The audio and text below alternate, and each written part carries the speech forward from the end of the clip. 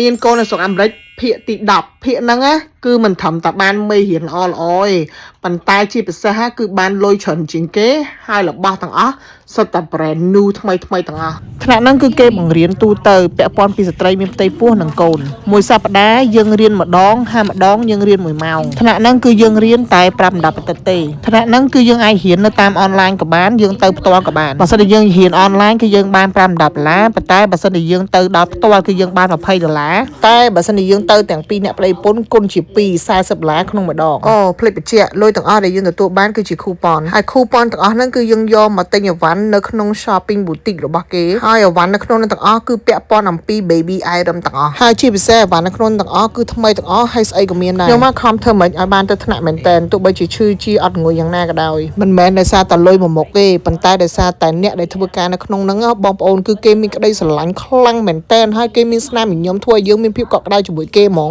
គេអត់ដែលបន្ទោសពេលដែលខ្ញុំទៅយឺតគេបង្កើត game សប្បាយៗយើងលេងហើយឲ្យកដោរង្វាន់មកផ្ទះទៀតចង់ចេញទៅផ្ទះមុនក៏គេនៅតែឲ្យលុយយើងអ្នកខ្លះយឺតកន្លះម៉ោងអីក៏គេនៅតែឲ្យលុយទៀតហើយបើសិនជាយើងរវល់អត់មកថ្នាក់មួយអាទិត្យពីរអាទិត្យអីគឺគេផ្ញើសារនឹករលឹកយើងគេបង្ហាញក្តីស្រឡាញ់មកឲ្យយើងធ្វើឲ្យយើងទុនចិត្តជាមួយគេខ្លាំងហ្មងហើយអ្នកធ្វើការនៅក្នុងនោះទាំងអស់សិតតែជាអ្នកធ្វើការស្ម័គ្រចិត្តទាំងអស់មេរៀននិងគ្រូបង្រៀនមកថ្មីជាពិសេសអីវ៉ាន់ទាំងអស់គឺសិតសឹងតែជាអ្នកដែលគេបរិច្ចាគមកទាំងអស់និយាយដល់ចុងបញ្ចប់នេះអ្នកទាំងអស់គ្នាប្រកាសជាគិតថាប្រទេសអាមេរិកល្អណាស់គេចិត្តល្អណាស់ខុសហើយមិនមែនប្រទេសអាមេរិកទេដោយសារតែអង្គការ Pathway to Parenting ហ្នឹងគឺជាអង្គការគ្រីស្ទៀនព្រោះខ្ញុំដឹងច្បាស់ហ្មងតើអ្នកដែលជឿលើព្រះយេស៊ូវទើបមានក្តីស្រឡាញ់ដល់ម្លឹងថាអីចេះខុសដោយសារតែមេរៀនគេមួយតែបញ្ចូលជាមួយនឹងព្រះបន្ទូលរបស់ផងព្រះជាពិសេសគឺការអធិដ្ឋានជូនទៅដល់អ្នកដែលមករៀនខ្ញុំទៅរៀនតាំងពីខ្ញុំពពោះត្រីមាសទី1រហូតមកដល់ឥឡូវគឺខ្ញុំបានលុយជិត500ដុល្លារហើយខ្ញុំមិនសមលុយនឹងរហូតដើម្បីបានសម្រេចគោលដៅនៅអ្វីដែលខ្ញុំចង់បាននោះគឺ stroller ជាមួយនឹង car seat ដែលត្រូវការចាំបាច់បំផុត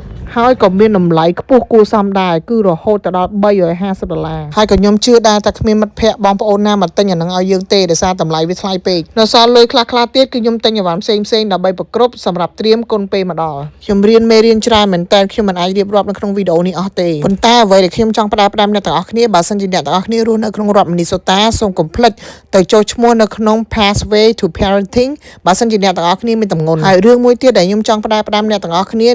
ជឿមិនជឿជារឿងរបស់អ្នកទាំងអស់គ្នាខ្ញុំគ្រាន់តែចង់ប្រាប់ព្រះយេស៊ូវដែលខ្ញុំជឿគឺតែងតែមានក្តីស្រឡាញ់ផ្ដល់មកកាន់រូបនាងខ្ញុំមិនបោះបង់ចោលរូបនាងខ្ញុំហើយតែងតែផ្គត់ផ្គង់នៅសេចក្តីត្រូវការដែលខ្ញុំចង់បានអ្នកទាំងអស់គ្នាមានដឹងទេពេលដែលខ្ញុំដឹងថាខ្លួនឯងមានកូនដំបូងគឺខ្ញុំភ័យខ្លាំងមែនតើដោយសារតែខ្ញុំអត់មានចំណេះដឹងហើយខ្ញុំអត់ដឹងថាត្រូវរកអ្នកណាសោះហ្មងប៉ុន្តែព្រះបានធ្វើឲ្យខ្ញុំស្គាល់ថ្នាក់នេះជួយជាទីប្រឹក្សាយោបល់ជួយបង្រៀនមេរៀនផ្សេងដែលយើងគួរតែដឹងជាពិសេសតែងតែអធិដ្ឋាននិងផ្ដល់ក្តីស្រឡាញ់មកកាន់រូបនាងខ្ញុំរៀងរាល់គ្រប់ពេលវេលាហើយខ្ញុំជឿជាក់ថានេះមិនមែនជារឿងចៃដន្យទេគឺព្រះកំពុងតែធ្វើការនៅក្នុងជីវិតខ្ញុំបើសិនជាអ្នកទាំងអស់គ្នាមិនទាន់ទទួលក្តីស្រឡាញ់ដែលខ្ញុំបានទទួលនោះទេខ្ញុំលើកទឹកចិត្តឲ្យអ្នកទាំងអស់គ្នា